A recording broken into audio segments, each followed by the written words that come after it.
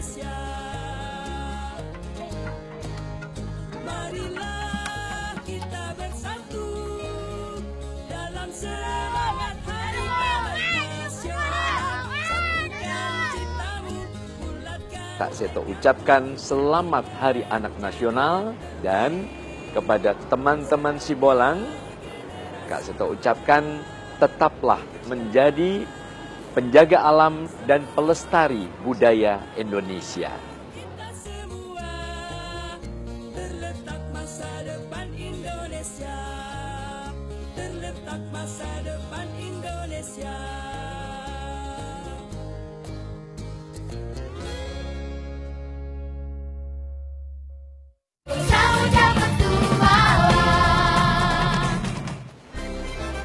Perkenalkan, namaku Aldo, Sibolang dari Tanah Hibrida, Kabupaten Baru, Sulawesi Selatan.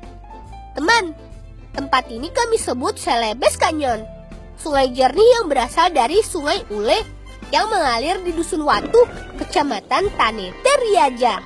Apa Rita Kaelo Kalupe?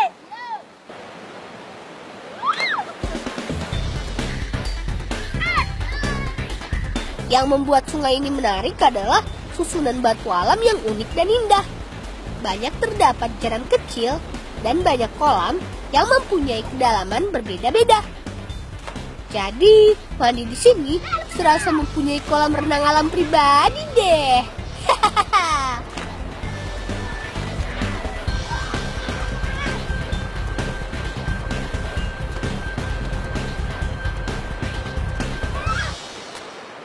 Kawe di. Iyo, nakabaga ni Krong kata mikro. Badan sudah segar kembali. Saatnya kita membantu pekerjaan orang tua ya.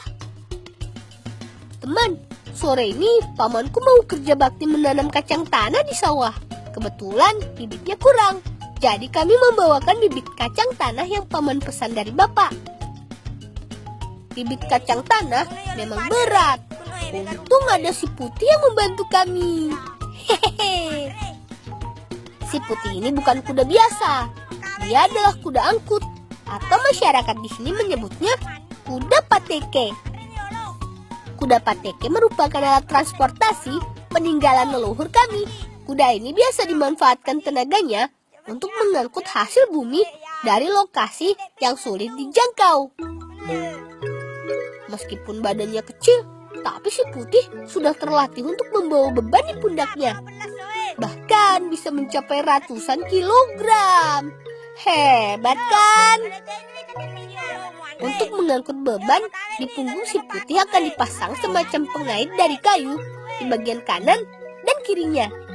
Fungsinya untuk menaruh barang yang akan dibawa.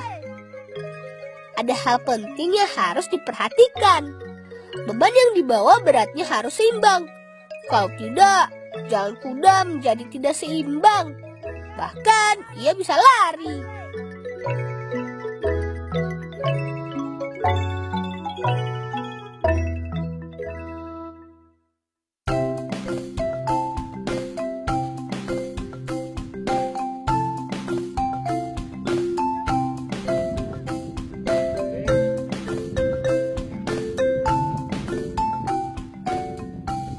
Om, kaya kapa teman na bibi Kapa teman na tong renge.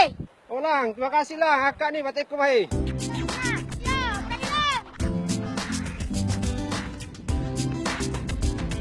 Jauh-jauh sampai sini, masa kita cuma lihat saja? Sebagai generasi muda, jangan kalah semangat dengan paman-paman ini. Hahaha.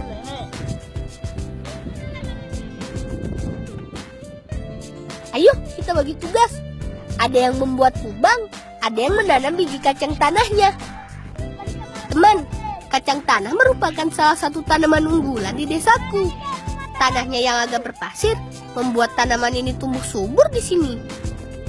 Sawah akan siap ditanami setelah dibajak dan sedikit diberi pengairan. Menanam kacang dibagi menjadi 2 kelompok. Kelompok 1 bertugas membuat lubang dengan batang kayu yang sudah diruncingkan ujungnya. Sedangkan 1 kelompok lagi bertugas memasukkan biji kacang tanah ke dalam lubang dan menutupinya kembali menggunakan cangkul kecil.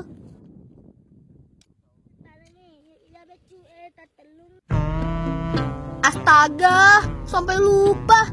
Si Putih kan mau dipakai untuk bajak sawah bapakku. Kalian temani aku ya.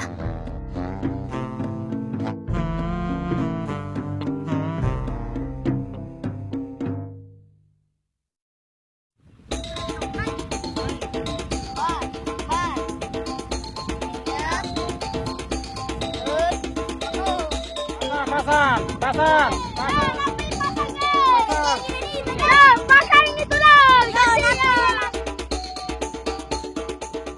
Maaf ya Bapak, si Putih terlambat. Ayo, kita pasang dulu alat bajaknya. Meskipun ukurannya lebih kecil, tapi ini alat bajak sungguhan loh. Karena ukurannya disesuaikan dengan badan kuda yang kecil. Ikat yang kuat ya, Ready?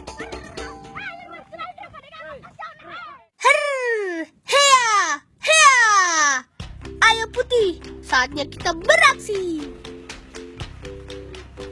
Teman, jangan heran ya. Di kampungku masih ada sebagian Pak Tani yang menggunakan tenaga kuda untuk membajak. Kata Bapak, membajak dengan kuda lebih hemat biaya dibandingkan dengan traktor mesin. Selain itu, membajak dengan kuda sangat cocok digunakan untuk sawah yang tidak terlalu luas dan berpasir seperti ini. Satu kuda biasanya dikendalikan oleh 2-3 orang dengan tugas yang berbeda-beda. Ada yang mengarahkan si kuda dan memacunya, ada juga yang mengendalikan alat bajaknya. Membajak dengan kuda tidak kalah cepat dibanding dengan mesin. Kuda mempunyai otot kaki yang kuat, sehingga tenaganya besar dan sangat lincah. Ayo Putih, semangat! Hehehe. Teman, belajar bukan hanya pas sekolah saja. Sawah ini juga menjadi tempat belajar bagi kami, yaitu belajar tentang bagaimana mengolah dan merawat tanaman. Karena sawah ini adalah pintu rezeki dari Tuhan untuk keluarga kami. Gurunya, ya, bapakku sendiri. Hehehe.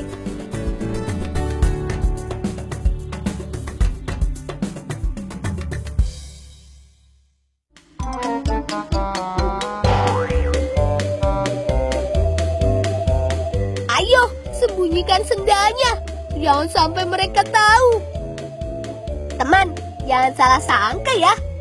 Kami tidak sedang menyembunyikan sendal mereka, tapi kami lagi main boi-boian sembunyi sendal. Ayo, cari sendal kami.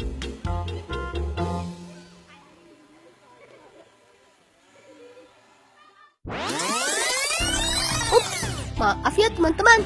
Kita ulang dari awal ya. Dalam permainan ini ada 2 tim yang bermain. Simak baik-baik ya. Siapkan 3 batang kayu yang disusun berdiri. Nanti batang kayu ini akan menjadi sasaran kita.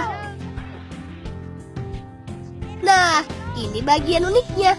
Untuk menentukan urutan melempar, kita harus melempar sendal dari susunan batang kayu tadi. Siapa yang melempar sendal paling jauh, dia akan mendapat giliran pertama. Dan yang paling dekat akan mendapat giliran terakhir.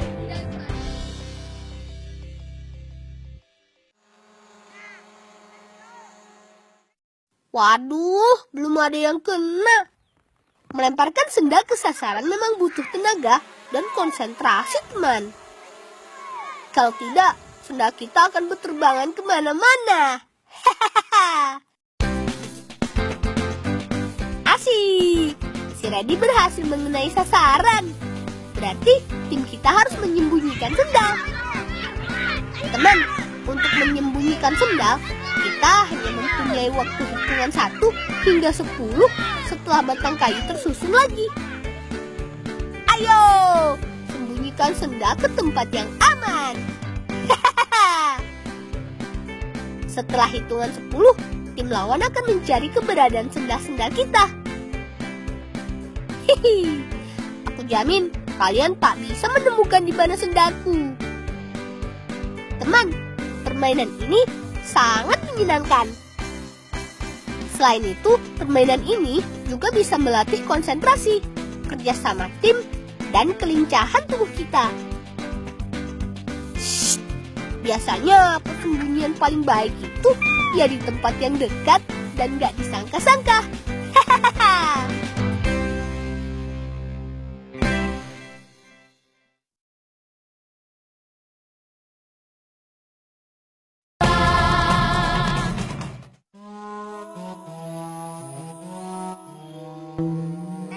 Seharian bermain, perut kami jadi keroncongan nih. Mumpung langit cerah, kita cari lauk yuk untuk dimasak ibu di rumah. Benda yang kubawa ini namanya bubu, teman. Yaitu alat untuk menjebak ikan dan udang sungai. Ayo, kita bikin api. Siapa air tertani seperti lewe. Berdena mati ke cepina.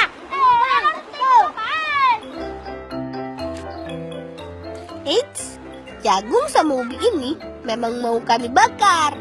Tapi bukan untuk dimakan ya. Hahaha. Teman, masyarakat di sini biasa menggunakan dua jenis umpan bubu, yaitu jagung dan ubi hutan. Sebelum dimasukkan ke dalam bubuk, kita mau membakarnya terlebih dahulu, supaya aromanya keluar. Saatnya kita bakar. Dengan dibakar seperti ini, ubi dan jagung akan lebih empuk, dan aromanya akan menarik perhatian ikan dan udang. Membakarnya tak perlu lama, nanti bisa gosong.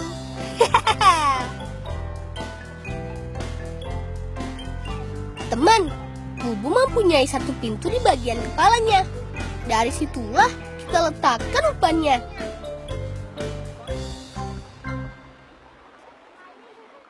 Orang kalau sempat tahu nyolot di. Yo. Bubu tidak bisa diletakkan di sembarang tempat. Biasanya bubu akan dipasang di dekat bebatuan yang airnya tenang atau di atas arus. Di tempat itulah biasanya ikan-ikan dan udang bersembunyi. Yuk, kita lihat bubu yang kita pasang kemarin.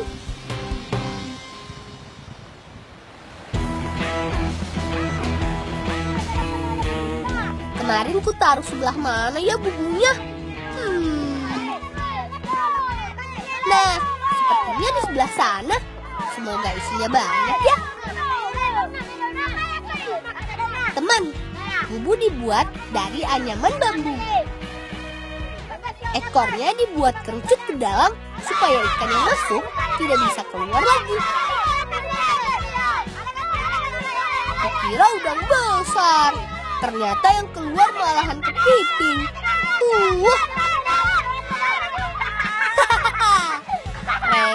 Ready. Siapa suruh pegang kepitingnya? Kena japit deh. Asik. Ternyata di dalamnya gak cuma kepiting, udangnya juga banyak. Ayo, masukkan ke wadah.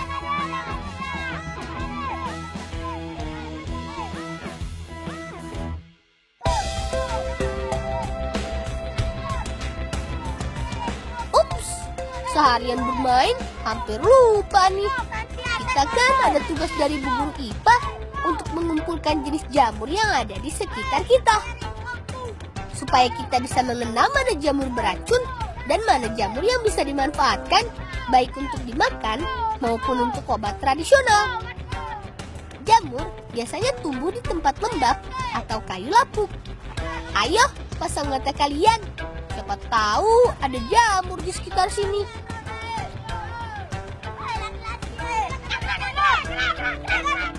Ketemu satu yang kita cari, jamur kayu.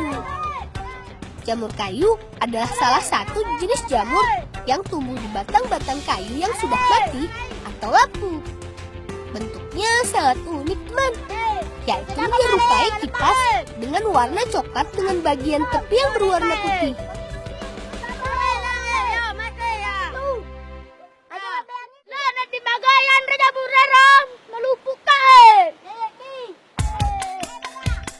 Ready. Pikiranmu cuma makan saja. Jamur kayu juga ada yang beracun dan ada yang tidak beracun. Jamur yang beracun biasanya mengeluarkan bau tidak sedap dan mempunyai cincin di tepinya. Sedangkan jamur yang tidak beracun biasanya tidak mengeluarkan bau dan warnanya tidak mencolok.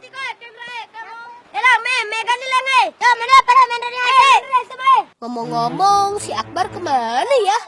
Kok tiba-tiba menghilang begitu saja? Sudah sore nih, ayo kita cari.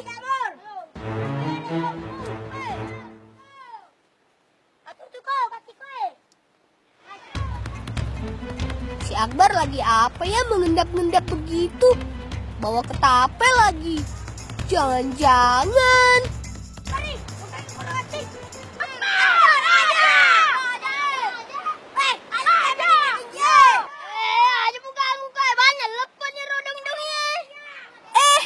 Itu kan burung kapodang.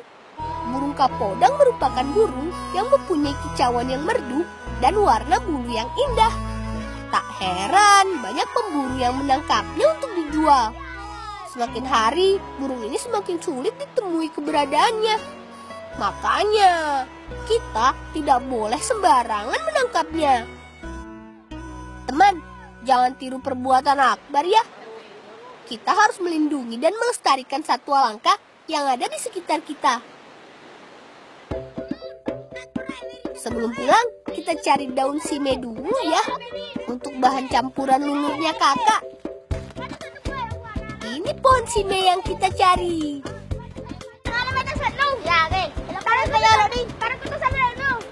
Kalau urusan panjat memanjat, serahkan saja padaku. Asal jangan disuruh panjat pohon cabai saja. Di daerahku, biasanya pohon sime mudah ditemukan di sepanjang aliran sungai. Daun sime berbentuk oval, mirip dengan daun mangga, dengan warna daun yang lebih muda. Biasanya bisa tumbuh dengan batang yang besar. Ready, Ayo. Ready, tangkap daunnya. Yo.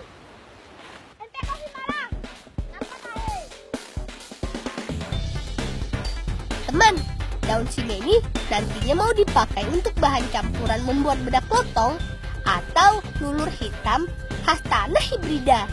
Yuk, kita bantu kakak membuatnya. Ada talay suna. Elo kami elo merengi daiku. No.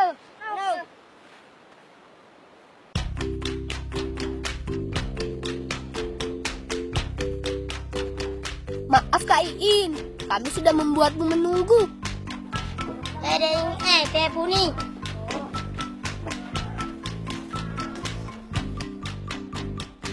Pada soni kutudu banyak dipakai apa anak pernah niu bu ya deh. Teh puni gak dak tona. Dai. Bat tebo tidak anak salo Nah, ala di pala. main ah. No. Teman, sebelum digunakan, daun sime tadi harus dijemur dahulu sampai kering. Jemur daun dengan alas menggunakan matahari langsung. Pengeringan seperti ini akan mempertahankan kualitas dan zat yang ada dalam daun sime. Jangan lupa, ratakan daun supaya sinar matahari dapat menyinari daun secara sempurna. Ayo Akbar, kita gongseng bahan-bahannya. Setelah apinya siap, langkah pertama adalah menggongseng beras. Beras adalah bahan utama untuk membuat bedak lotong. Setelah beras masuk wajan, kita harus terus mengaduknya supaya tidak lengket. Nah, kalau ini daun-daun yang akan dicampurkan ke dalam wajan. Ada daun sime, daun jeruk, dan daun paru. Semuanya sudah dalam keadaan kering. Gongseng terus dengan api kecil sampai warnanya hitam pekat. Teman, bahan dasar bedak lontong ini sudah jadi. Kita harus mendinginkannya sesaat sebelum dihaluskan. Kalau sudah menjadi serbuk, tandanya bedak lontong sudah jadi.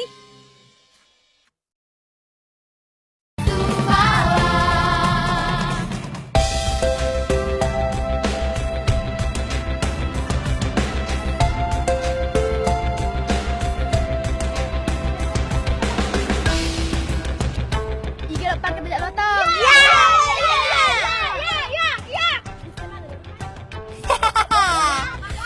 Wah, rebutan deh mau pakai bedak lotong. Teman, bedak lotong merupakan ramuan lulur khas masyarakat Bugis. Jangan salah, bukan wanita saja yang bisa memakainya. Kami pun boleh memakainya kok. Bedak lotong bisa digunakan untuk muka maupun badan. Khasiatnya banyak sekali. Bisa mengangkat sel kulit mati, menghilangkan gatal-gatal, dan zat dari daun sime tadi bisa menghilangkan bau badan.